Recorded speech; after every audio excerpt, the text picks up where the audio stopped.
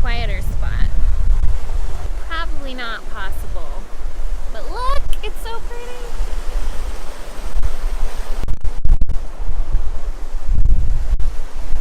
Today I want to ask you a question that has been a really big part of my healing journey for the last 2.5 years. What would you choose if you weren't afraid?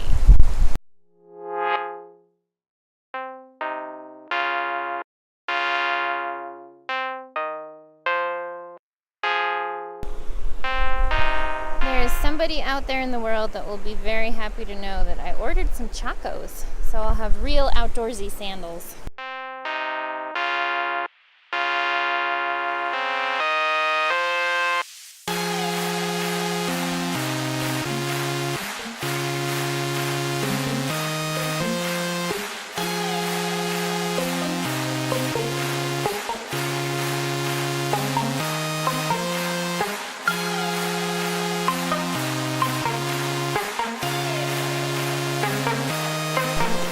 In today's video, I want to ask you guys a question, which is, what would you choose if you weren't afraid? And what you're afraid of specifically depends entirely on who you are, what you're going through, and what you're working to create.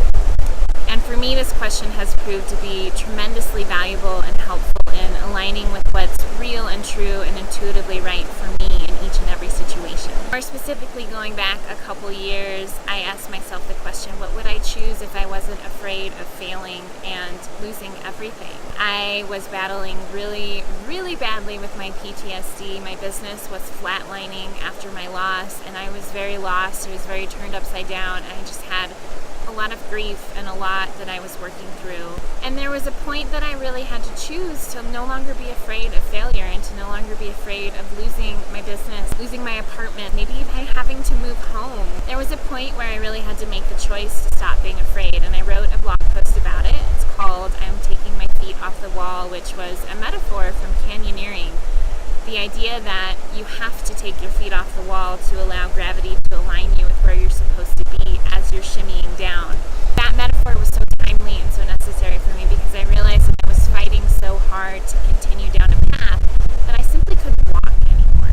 So I metaphorically took my feet off the wall and I chose to no longer be afraid of losing everything, and there was something so incredibly freeing about that. This isn't about being careless or destructive with your life. It's asking yourself, where am I letting fear dictate my actions when I need to be trusting and tuning into and listening to my heart and my intuition? More recently, this has shown up as, what would I choose if I wasn't afraid of missing out on an amazing opportunity filled with possibility and excitement and so much good stuff? But when I asked myself that question, what would I choose if I wasn't afraid of missing out, it helped me to separate where I was trying to act out of fear that I would miss my only shot, that I would miss the only opportunity, and that it would never come around again, when the reality is the timing wasn't right, I energetically was not in the right place, and I really needed to be focusing my time and my attention and my energy elsewhere.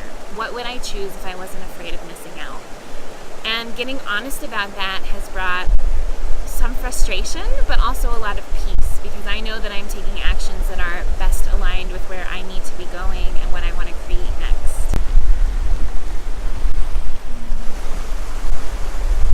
This is how I spend my weekends and sometimes my weekday afternoons.